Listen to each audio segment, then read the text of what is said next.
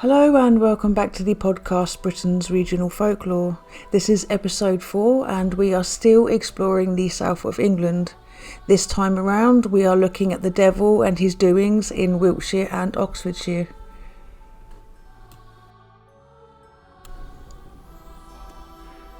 The devil features quite a lot in British folklore, and he's rarely depicted in these stories as an evil entity reaching out to tempt pure souls into wrongdoing. In fact, he either takes on a Loki-like character, or one of a man simply going about his own business. But what he does seem to do an awful lot of is creating big hills from mounds of earth. One of those mounds is Clay Hill in Wiltshire.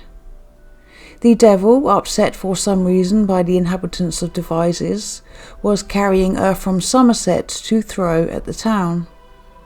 As he was travelling along, he came across a fellow traveller, an older man, and he asked him how far to Devizes.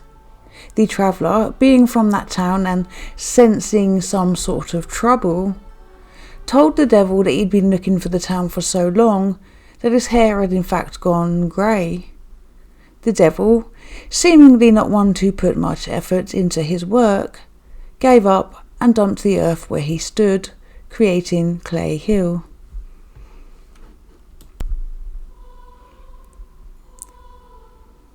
The devil in Oxfordshire.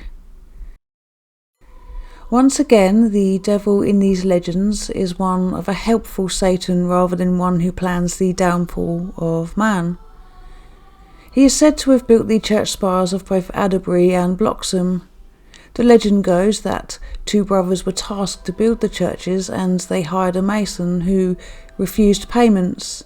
He worked harder, faster and longer than any of the other masons present. The contract was then finished in record time and the magic mason disappeared in a puff of sulphur-smelling smoke, leaving the rest of the church building crew to ponder on the fact that they had just brushed shoulders with the king of hell himself. Conversely, the devil seems to be a little controlling about where churches should be built. When the foundations of St Mary's Church were being laid in a field of church lays at Ambreston, the workers would find that the foundation stones had been moved to another location every morning. The workers would replace the foundation stone to church lays, only to find the foundations moved back to the spot that the devil had shifted them to. Getting fed up with the loss of effort and time, the workers gave in and built the church where the devil had chosen. The same applies to both St Peter and St Paul's churches at Checkendon, and the site of the intended churches are now known as the Devil's Churchyard. In Northley, Oxfordshire, Satan took it upon himself to police Sabbath breakers.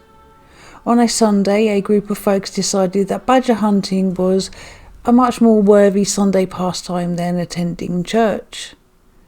After a long day of digging a rather large and angry badger from his set, they stuffed the poor creature into a sack. When they got home with their prize, however, the badger had vanished. On another Sunday, some boys had the temerity to play a game of cricket, and a stranger decided to join them. He began to thoroughly thrash them all at the game, and, bowling out the last batsman, he disappeared again into a puff of brimstone smoke. So that's the end of Satan's ramble through the south of England, but it's not the end of his romping through the rest of Britain, so there will be more episodes on the things that he seems to get up to through time on our fair green isle. In the meantime, thank you for tuning in and listening. The next episode in this series, we're going to be looking at the customs of the south of England. So until then, again, thank you for listening, stay safe, and bye bye.